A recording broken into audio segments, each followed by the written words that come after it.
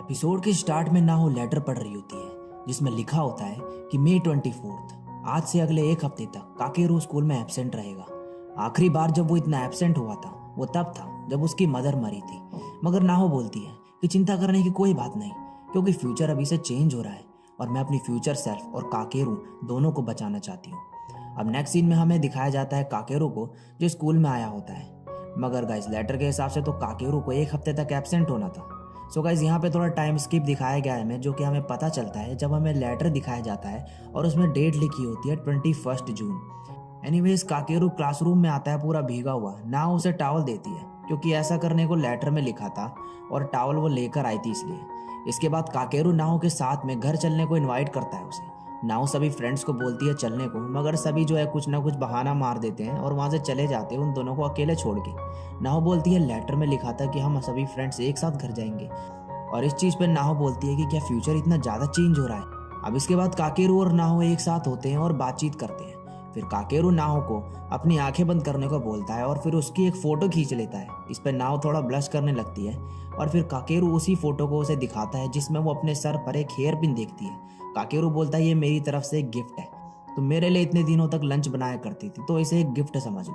वो नाव को ये भी बताता है कि मेरी ग्रैंड मदर ने मुझे बोला था कि वो मेरे लिए लंच बना देगी, मगर मैंने मना कर दिया क्योंकि मुझे तुम्हारे हाथ का खाना खाना था। और इसके बाद काकेरू नाहो को वीकेंड पे अपने साथ लाइब्रेरी पे पढ़ने को इनवाइट करता है। अब वीकेंड में नाहो और काकेरू एक साथ मिलते हैं। उएडा और उसकी फ्रेंड इन्हें देखते हैं कि ये दोनों एक साथ हैं और वो बिल्कुल भी खुश नहीं होते।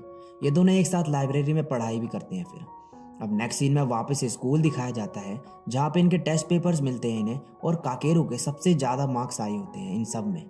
इसके बाद इनका साइंस टीचर इन्हें टाइम ट्रैवल से रिलेटेड टॉपिक के बारे में पढ़ाता है, जो चीज़ इस एनीमे का मेन प्लॉट भी है।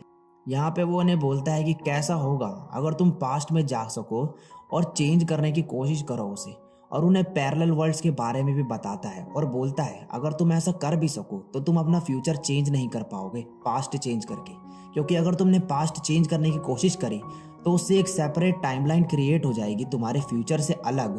तो तुम अगर पास्ट में कुछ चेंज भी कर दो तो उससे तुम्हारा पास्ट सेल्फ का फ्यूचर चेंज होगा सिर्फ, मगर फ्यूचर सेल्फ तुम्हारा वहीं रहेगा।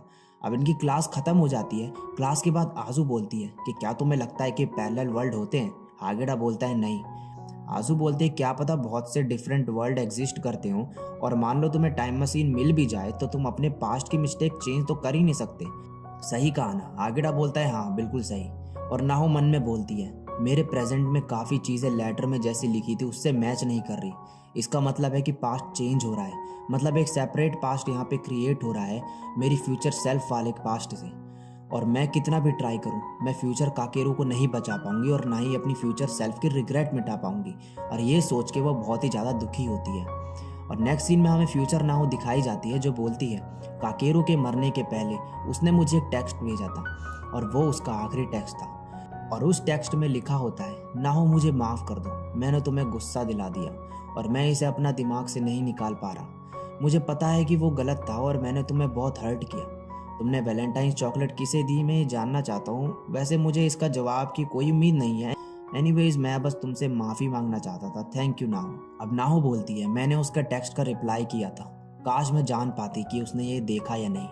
अब प्रेजेंट में काकेरू नाहो के लिए उसका लंच लाता है जो आजू ने दिया था। नाहो बोलती है मैंने तुम्हारे लिए भी लंच बनाया है, और बोलती है मैं तुम्हारे लिए डेली लंच बना सकती हूँ दोबारा। काकेरू बोलता है प्लीज़ ज़रूर बनाना।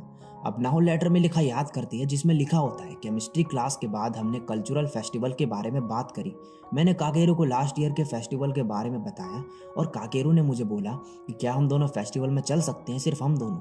और प्रेजेंट में नाहो बोलती है जैसा लेटर में लिखा था वैसा तो कुछ नहीं हुआ, पास्ट पूरा चेंज होते जा रहा है।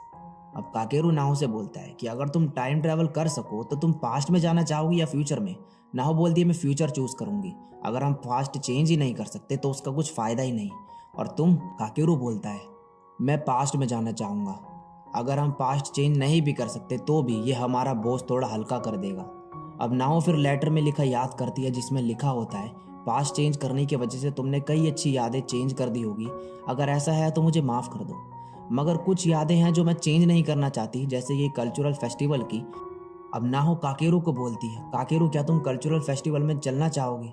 काकेरू बोलता है ठीक है हम सब चलेंगे। नाहो बोलती है नहीं, मेरा मतलब है सिर्फ हम दोनों। अब नेक्स्ट सीन में काकेरू सुआ से पूछ रहा होता है कि क्या ये सही रहेगा मैं नाहो के साथ कल्चरल फेस्टिवल में जाऊं। सुआ बोलता है ये तुम मुझसे क्यों पूछ रहे हो। काकेरू बोलता है क्योंकि तुम उसे पसंद जो करते हो। अब नेक्स्ट सीन में ये सब कल्चरल फेस्टिवल की बात कर रहे होते हैं और हागिटा बात ही बात में बोल देता है कि सुआ नाहो को पसंद करता है। इस पर सुआ थोड़ा एम्बेरस हो जाता है और वहाँ से चले जाता है। चीनो और आजू बहुत ही ज़्यादा गुस्सा हो जाते हैं इस पर और हागिटा वो चिल्लाने लगते हैं।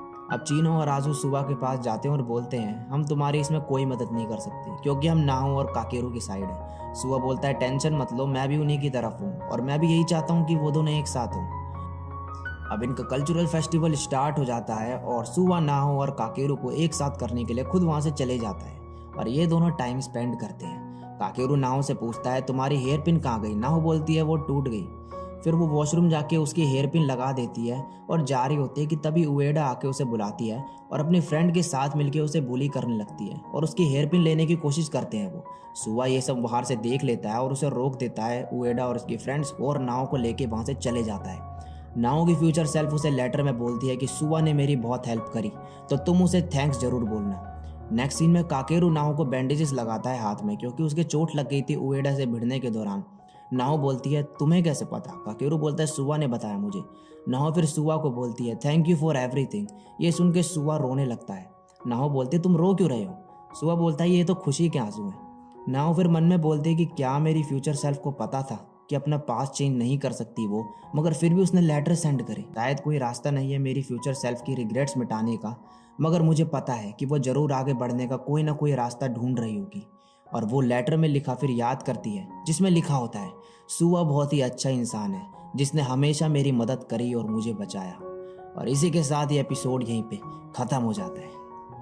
सो गाइस इस एपिसोड में हमें बहुत सी इंपॉर्टेंट चीज़ें पता चली, जैसे कि जो फ्यूचर नाहो है वो अपने पास्ट में लेटर तो भेज रही है उसे चेंज करने के लिए, मगर इससे उसके फ्यूचर में कोई बदलाव नहीं आएगा।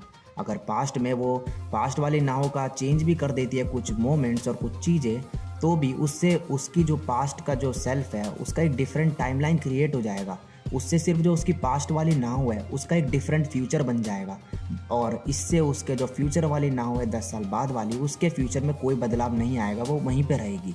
तो पास्ट वाले नाहो अब कितना भी कोशिश कर ले उस लेटर की बात मानने की और चेंज करने की अपना जो प्रेजेंट में वो जी रही है 10 साल पहले वाली नाहो, वो अपनी फ्यूचर वाली नाहो की रिग्रेट्स कभी नहीं मिटा पाएगी और काकेरू को जो फ्यूचर सेल्फ है उसका वहाँ पे कभी नहीं वापस ला पाएगी।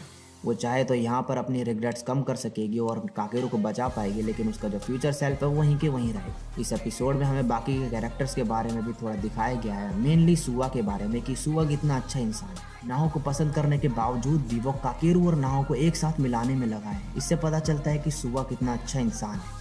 तो गाइस ये एपिसोड इतना ही था, तो इसका एक्सप्लेनेशन आपको अच्छा लगा हो तो लाइक कमेंट शेयर करना। चैनल पर पहली बार आए हो तो सब्सक्राइब करना, क्योंकि इस चैनल पे ऐसे ही ऑसम कंटेंट आता रहता है। तो आज के लिए बस इतना ही, मैं मिलता हूँ नेक्स्ट वीडियो में, तब तक के लिए सायोनारा और बाय।